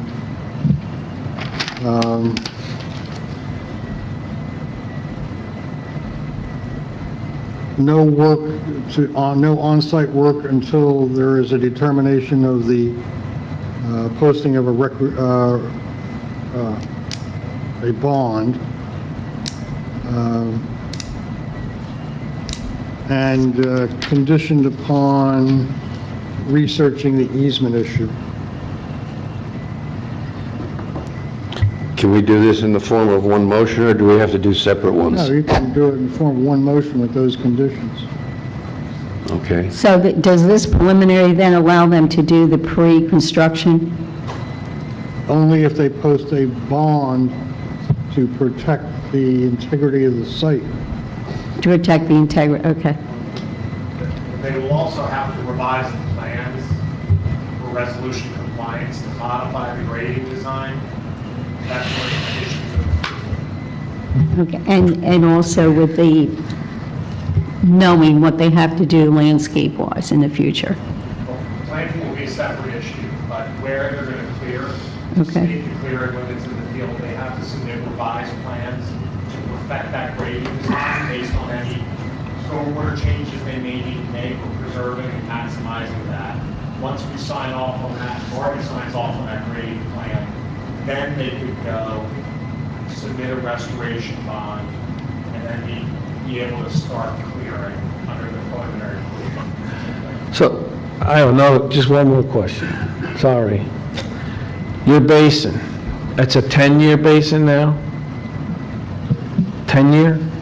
No. What is it, what are the years of this basin? Yeah. It is designed to handle at a minimum the 100-year storm event. Okay, so it's In actuality, 100. I have extra storage up above that level as a factor of safety, not even required by the DEP, but I built it in to the calculation. That's why I suggested that maybe I could just store the entire. Okay, well, it's a 100-year basin right now. Okay. Yes. Yeah, That's a long time. yeah, one more thing. If you can store it, why not store it? Right. If you can increase the capacity of it to store for the 100-year, why not? Well, Well, how much is that? Is that really expensive to do? no. It isn't. It's simply allowing the basin to get a little deeper during the 100-year storm event and putting the outflow up above that elevation so that in the event of a 15-inch rainfall event, the water will be directed into a big grate and out that pipe. Okay, The pipe has to go in. I got you. That's a safety issue. And I understand where you're coming from, and I will certainly look at doing that. Thank you. Mr. Chairman, I have a question, and for Mr. Kingsbury, too. Given that we have these easement issues that are unresolved, and the suggestion that maybe the basin might get redesigned a little bit to absorb 100% of even up to a 500-year storm event, I question the wisdom of voting on preliminary tonight. That's the board's discretion. I understand. You have to. Yeah, I mean, we can vote on it, or, Mr. Sturm, you can ask on behalf of the applicant, I think, to postpone the vote for and put an extension request in. And I disagree with that. Two issues, actually, it seems like there's one now, in my mind, but again, everybody has their own mind. To make these people keep coming back and coming back and coming back, I just don't think it's what we're trying to do here. I think if you leave the issue of the easement out, and that certainly has to be addressed, I think we can make them a condition of our approval tonight and address them at final and start. These people have been coming back. I mean, the virus has interfered with everything, and I just hope we don't do that. So we would request that a vote be taken on the preliminary. I think it's a situation of going forward. I think we can resolve all of the issues, almost all the issues. Several things have popped up that has created now this kind of logjam a little bit, but those things can be resolved. It's not a question, we would never be here. We didn't think we had a dedicated, approved, filed map easement with a pipe already. And so if this has raised the issue, we can certainly satisfy the issue. Mr. Kingsbury can look at what's there. And with regard to the question of maintenance, I think that there's some standard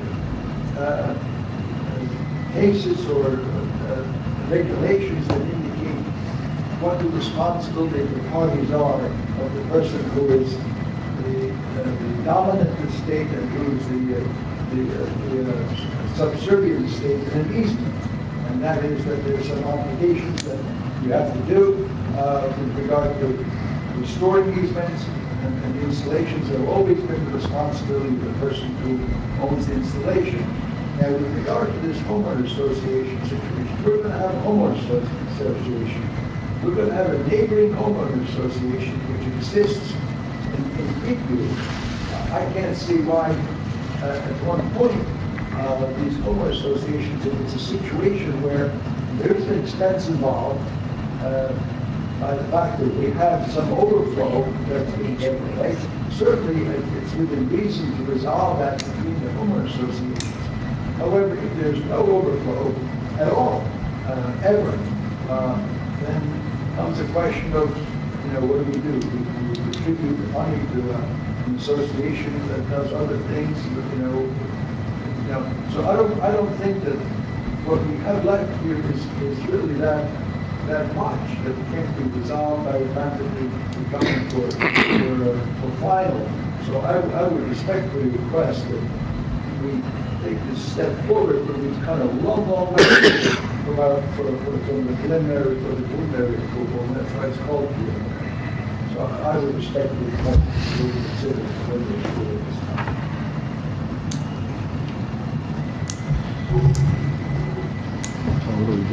Chairman Colpfeiffer, if I may ask, I apologize, I was distracted trying to mediate the remotes. What is the waiver again on the park entranceway? Paving. Pavement, is that? Top 2 inches. Okay, thank you.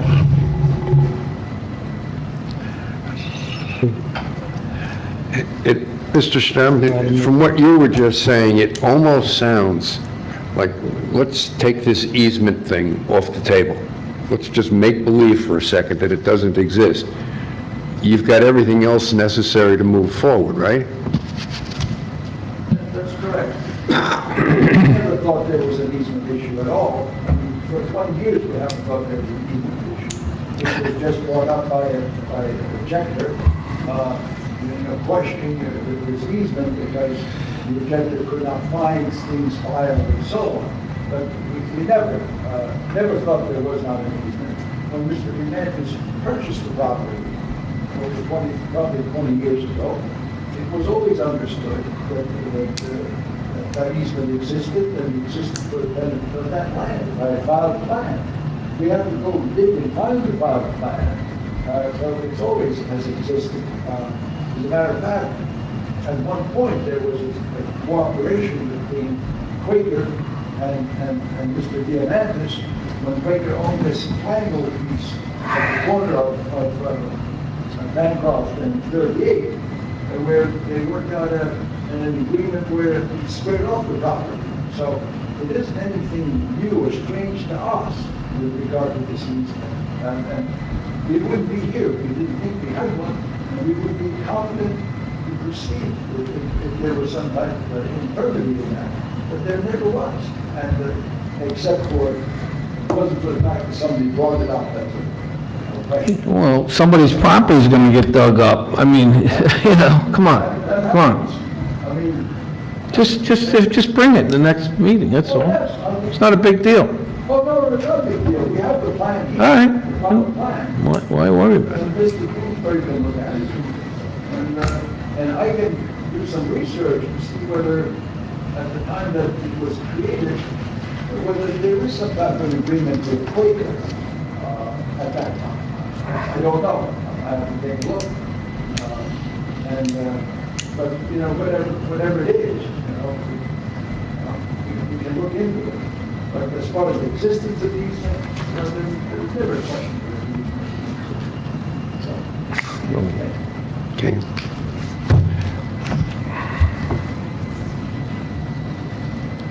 We good to go with this now, or which, just the 4 items that you mentioned? It's up to the board whether to grant preliminary or not, or continue it. Would you repeat them, please? Who's this? Mr. Kingsbury? What? Hello? Take the mask off so I could hear you, yes. I don't mean to be rude. We're not under public comment right now. We're closed. Quite a while ago, I'm sorry. Well, you were continuing the conversation. Well, that's between the professionals and the board getting ready to vote. Okay. Can I say one thing? Yes, you may. I'm going to request that you do delay the vote.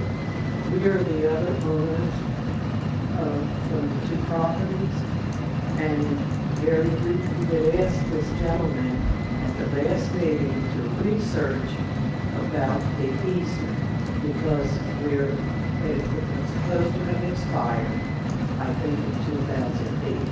And he didn't give any evidence tonight that he did do that research. He just said that he could do research. Evidently, the research was not done. And as you were saying, we do not want our property covered.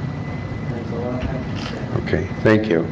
I think the best way I can answer, we're aware of it, and I think all of the professionals are aware of your point. And if it turns out that the easement lapsed and they have absolutely no access to that property, the whole thing's going to unwind very quickly, right? Would you agree, Mr. Sturm?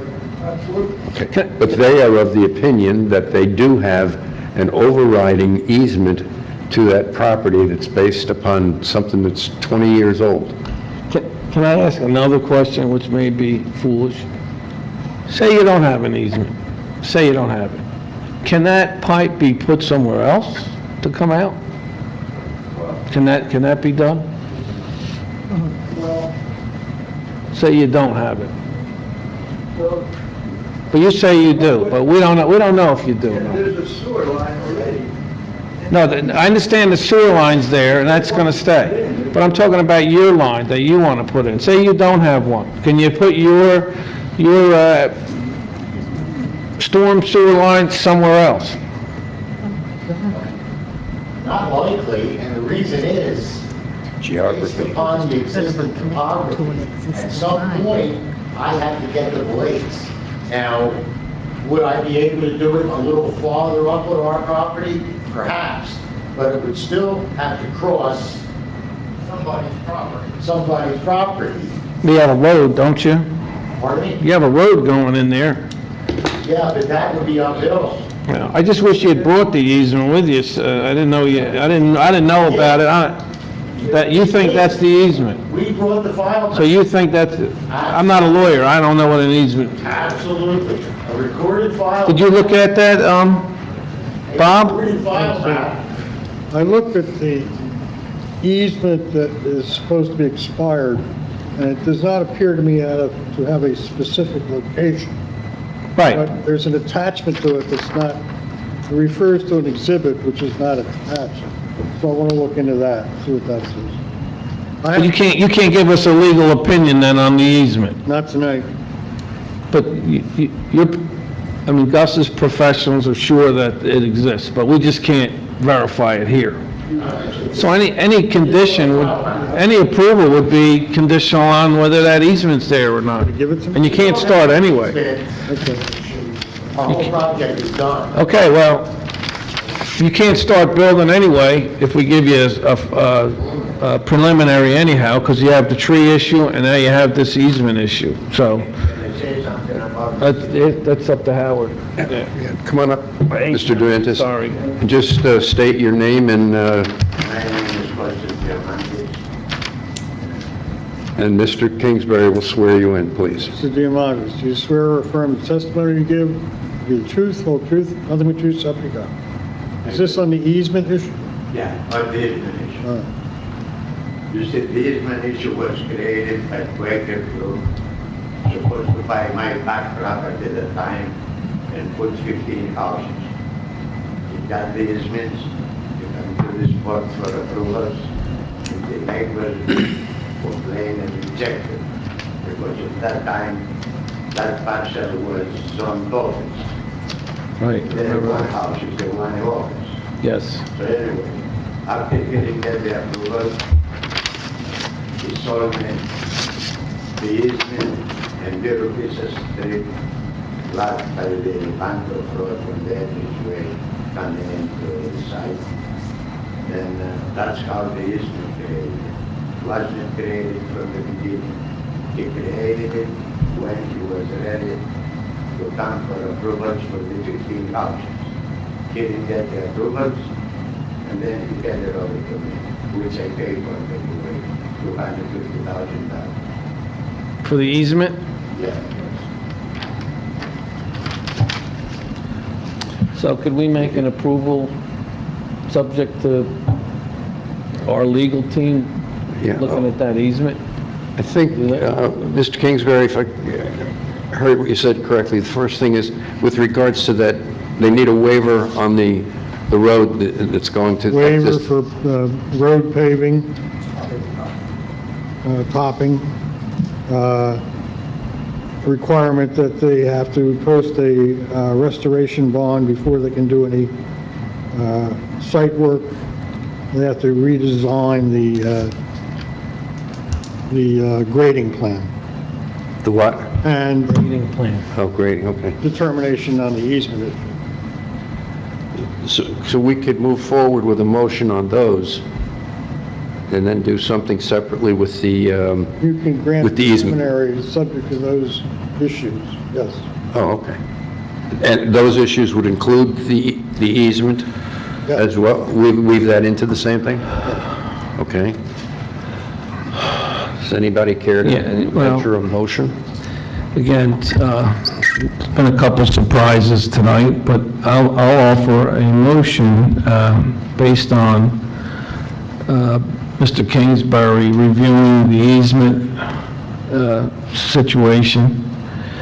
And you said there's a grading plan, Scott, that has to come? A new grading plan before any trees get removed and that sort of thing?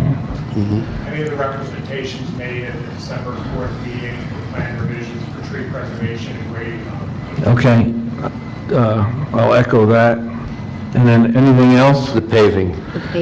Waiver on the paving, which makes sense to me. And increase the basin volume. And yes, if that's not we're going to ask that you take a look at it, increasing that basin volume. And I can address that as fine. Okay, and so those 4 items, need to be addressed before final, so I'll make that motion. Okay. I'll second the motion. Any questions on the motion? Roll call, please. I have a question. Oh, sorry. I'd vote for the motion if the motion was amended to eliminate any actual site work with tree removals until final. In other words, between now and final, if final ever comes up, not to have any disturbance of the property. Yeah, I think final was next month, was coming next month. I mean, can you have the tree, how fast can you put your tree plan together? I'm not certain of that, and also, we'll have our land surveyor put together a final plan of lots, which is similar to this other final plan of lots that actually dictates it. So I have to do a series of revisions on these plans, which will take me several weeks. You need some lead time to get that back in. I don't know that we'll make the July meeting, probably the August meeting perhaps. Well, I think, Tom, I'm agreeing with you that, I mean, basically, site work can't take place till you have the tree plan anyway, which you're saying you won't have ready for the next meeting. Right. Now that there's a condition on our initial clearing that includes all these plan revisions, well, And when did that, was that in the December meeting, Scott, or is that something new? So our November report identified several recommendations, and they had testimony about, they were requesting a waiver from located trees. They agreed to do that, excuse me, in the field at the December 4th hearing, and agreed to make several modifications to the grading design.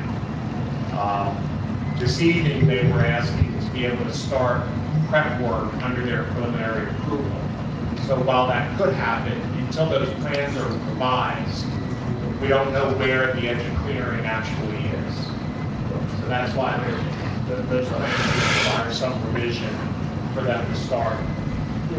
We're going to withdraw a request to do some land clearing. It's certainly timing-wise, it doesn't really make sense. So.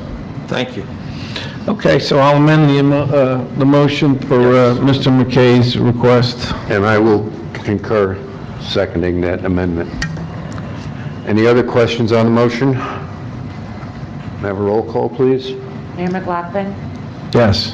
Mr. Pfeiffer. Yes. Mr. McKay, Yes. Mr. Levinson, Yes. Mr. Wagner, Yes. Mrs. Kelly, Yes.